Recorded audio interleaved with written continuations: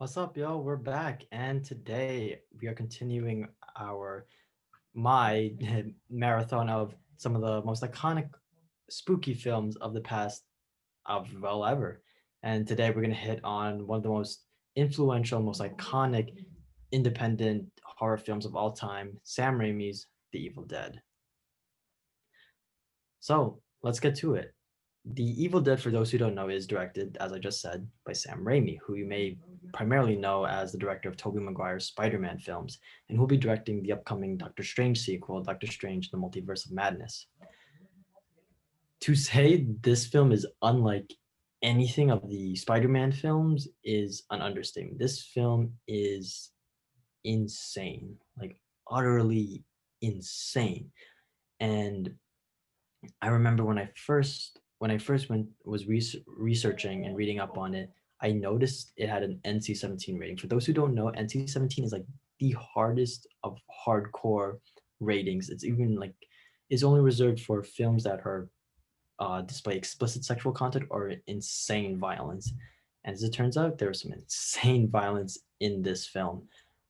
And one of my favorite aspects about this film wasn't necessarily the violence, and even at the same time wasn't even necessarily the story or anything. It's a kind of classic haunted house ish scenario that the characters get involved in. What I really what really made me appreciate the movie was hearing about its behind the scenes stories, because this is just the Evil Dead is just a classic example of a director of just of a person, an aspiring filmmaker who just had this one idea, had this like singular vision, and they tackled it with everything they got, even despite having no huge support. Usually, um, the way directors go, and at the beginning of their careers, they work, assistant producer, they work on set, they do all these like little things, they build up thing, and they release like a short film here and there to help gain attention, and then eventually like, for instance, Ryan Coogler, who directed Black Panther and Creed, he made a short film. God, what was it called? Shoot, I can't. Sorry, Ryan, I can't remember right now, but he made a short film. It was noticed at the film festival, and then it just they the studios like what they saw, and they gave him the money to like start up a new project, which led to Fruitvale Station, which in turn led to Creed, which in turn led to Black Panther, and that's how these careers roll. What's iconic about The Evil Dead is that Sam Raimi basically, excuse me, took this whole endeavor on by himself. He had very tangible help from any big studios, excuse me, and like most of the cast were just people he found in the newspaper. He put an ad out looking for actors and actresses, and these were the ones that responded. The guy behind me, Bruce Campbell, was Raimi's best friend, and a lot of the crew was just people he just met, like as he was like learning and getting slowly getting to the film industry. It was just all very the term I kept thinking in my head was guerrilla style filmmaking. There's just a very guerrilla. There was no polish to this film, and for what it worked really well. Like there's no clean like per se like fancy editing or fancy like cinematography. It's a very like natural,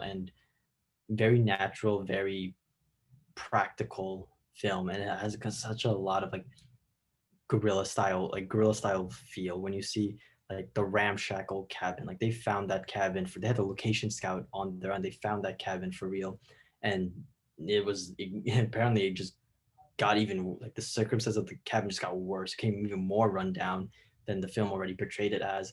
And the makeup and all the blood, they put that together themselves. And I don't know, I really loved that. And maybe making it look like I love the behind the scenes more than the actual movie, which we'll get to in a second. But I don't know, I'm just compelled to mention it just because as a aspiring filmmaker, emerging filmmaker myself, the idea of just them Sam Raimi and his crew just going at it, just making a movie for the sake of like making a movie and then having it blow up is just it's just an awesome story. It's just awesome to see like all they came through, all the cast and crew went through, which beyond the ramshackle cabin also include like fevers, people getting lost, awful weather conditions. It's just really cool to see it all pay off in the end. And really all the effort and ingenuity shown in the fact like there was like no push, no fancy like money to be like buy special visual effects or makeup, whatnot. All of that really showed, and all that showed in a very awesome, practical way. All the makeup was very impressive. All the blood was very impressive. Like this film lived up to its NC-17 rating in pure violence, and it's just impressive how it all looked. It never at once looked like totally cheesy. Like I think of on some modern day horror films, like where just blood comes out and you're just kind of like, oh, like okay, like big gratuitous there, but roll with it. But here, it just it's such a small scale story, even smaller than Halloween was, because Halloween had this big like imposing figure of Michael Myers, this almost mythological figure, and here, even though they're dealing with actual mythological creatures, mythological demons, it was four characters in a house getting terrorized. They could not leave. They could not leave the first. They were stuck in that house. The fact that they were able to keep a consistent pace going, as one person drops every time and gets possessed by a demon. It was just really really cool. Bruce Campbell as our protagonist, Ash Williams. I hear a lot about how his character becomes in the later films, and even in the series Ash versus Evil Dead. I haven't seen I haven't seen them. I might get to them in the future. So I hear his character gets a lot crazier. For what he did in this film, it was all right. It was all right. He was just last one standing, and a lot of it was just due by chance. Like literally, um, like at least like in Halloween, like Laurie Strode was like, she didn't drink, she didn't smoke, she didn't have premarital sex, but like Ash is just vibing. Ash is just there, and so he survives purely by luck. Bruce Campbell does, who's like 21, I believe, at the time of filming. He does a pretty good job performance wise. He he feels like, in every man he feels like a dad. He feels like a guy who he feels like what a normal guy would feel, a normal person would feel like if they were just thrown into the situation where all of their friends just turned into demons and the entire woods like turned against him. It felt all very realistic, and it felt like a very down to earth performance. Um, Gosh, I'm trying to recall all the aspects of the film that I really enjoyed. I will say though, the one of my favorite moments was when the first girl, Ash's sister, becomes possessed and she turns. That was executed really freaking well. Even I didn't know what was happening at first, because she's the friends are like playing around with the cards, and then the sister starts talking and they're kind of like, what the hell's going on? She turns and she's like in her makeup, and I was like, oh my god, like that was like a really well executed moment. Like I was not prepared for that at all. Like didn't outside of the her getting attacked by the trees, which we'll talk about in one sec. You don't see get any inclination that something got to her, and just to see her completely like transformed in voice was just really, really freaking done really well. As for that tree scene, if you've seen the movie, you know which one I'm talking about. That was a bit over the top. That was honestly unnecessary. And I think Sam Raimi did say that he if he could change one thing about that original film, he would take that out, which I appreciate, just because like um it's a weird, it's an uncomfortable thing to sit through. It's an awful thing to sit through, and it's just unnecessary. That's probably like the main thing I would knock against the film, is just that, like that scene. It's just so, if you wanted to show that, show her getting possessed, there was other ways to do it. Like literally the second girl, you see her window crash and then she's possessed. Like there could have been far subtler ways to depict such a thing. I just have to mention that. Um, but yeah, like it just, for the way this was filmed, with the budget it had, with the tools available to them, and just the way the nature of the script, and that most of it occurs inside the house, there are some endlessly just great creative decisions happening. The shots of Ash's sister fully possessed, like she's in the cellar and you see the camera like panning back and forth. You see the characters' reactions. While you see hear Ash's sister's voice like talking. Like that was such a cool thing. Though just to see like the point of view shots, like kind of similar to Halloween's famous one shot intro sequence. You just see like the camera peeking in and you seeing everyone. Those were really cool too, especially now, like in Halloween, you know something is there. It's not just the camera. It's actually one of the demons. And also like the but until they possess the humans, you actually don't see the creatures like show up.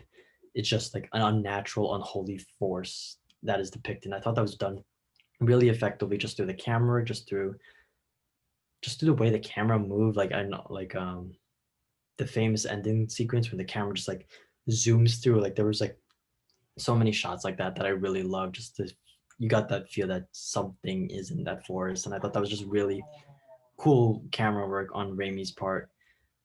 Um, and God, like I want to talk about the effects and makeup again because they look really well. Like all the blood, with the scene where one of Ash's friends gets stabbed in a pencil, which was another hard scene to sit through, and she's kind of like really digging in there. Like that was a pretty, like that was a damn good special effects. Special damn good makeup, and I gotta not gonna lie, I really just enjoyed seeing this. There's just no fanciness with this film. There's no fanciness.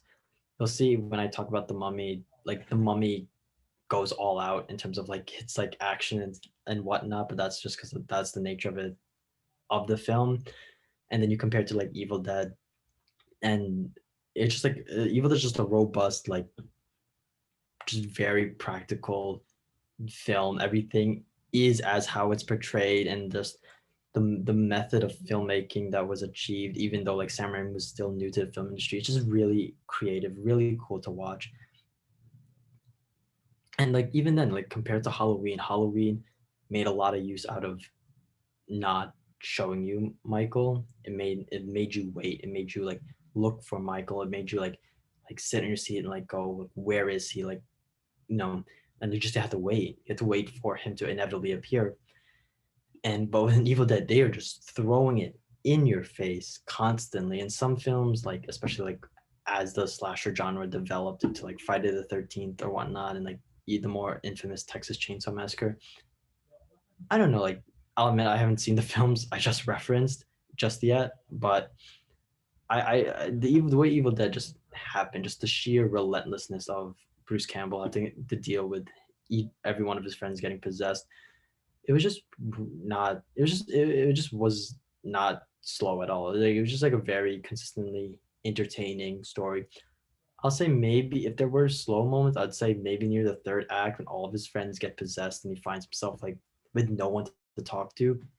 I'd say maybe then it drags a little, but then just things happen. But he tries to bury a body comes back, he's decapitated with a shovel, and even more craziness happens. It's just a really it's just I love the just in your face, down to earth style of this film, and I love how it's just like a relentless, in your face, no holds barred. There's no um again, I keep saying this, but there's no polish to it. Like even Halloween with its fancy like steady cam tricks, its use of suspense. Like I think Halloween's screenplay is so good. That has to be one of my like that's such a great screenplay. I'm not saying Sam Raimi's Evil Dead is like not as like is like weaker by any comparison, but it's just a different nature, different animal altogether. It's a thing that's just relentless and in your face. I love the practical effects. I love the just it's less thematically dense, or not dense, like thematically deep as Halloween is, and it's not as like big of an adventure film as we'll talk about with the Mummy. But the Evil Dead is just this relentless night of horror. This is a basic horror film, I would say, because like Halloween is more of a can be described as a suspense thriller film. Mummy kind of taps into that Indiana Jones adventure area, but The Evil Dead is a horror film. Make no mistake about it. It is a horror film. It is an in your face, this relentless, tiring, just experience of these awful creatures and these off and like the way these creatures like twist and move and speak, and the way that the setting is so violent and hostile to the main characters, and just the way that Raimi was able to depict everything just so practically and realistically, and just have still keep things moving, still have like obstacles like happening, and just you really get put through the ringer of what Bruce Campbell is feeling, and you just really get through this, put through this horrific experience, this horrific night. And I think like this makes for an epic movie night. I'd say 100%. Like I know with like my generation, some might say Halloween is boring. To them, I say you're wrong. But but at the same time, like, Halloween is supposed to be a more of a slow burn. But like Evil Dead, if you were looking for a horror film that will, like in terrorize you and just be like, oh my gosh, that was an experience. The Evil Dead is 100% a great time. Um, if I had to give it, I would, again, I'm not going to give it a number rating. I'll just say, how, like, and just how I enjoyed it. I enjoyed it. It's on Netflix. Hopefully, it stays there for. Uh, hopefully, it just stays there. I'd love to revisit it, even past the Halloween season. I wouldn't say like I Halloween resonated with me more, but I will say the Evil Dead is definitely something I could see like me and my friends like enjoying just for like an insane movie night. I think it's I think it's just like a great testament just to like you never know what could happen from any one person with like a vision, if they have something and if they're willing to try and, brave whatever to get through it, come hell or high water, then I think I like I just and now look at Sam Raimi. He directed one of the most iconic superhero films of all time, and he's going to be directing another one in 2 years. It's just really cool just to see where he came from, his humble beginnings, and as a filmmaker myself, I just think it's all really awesome just to see this um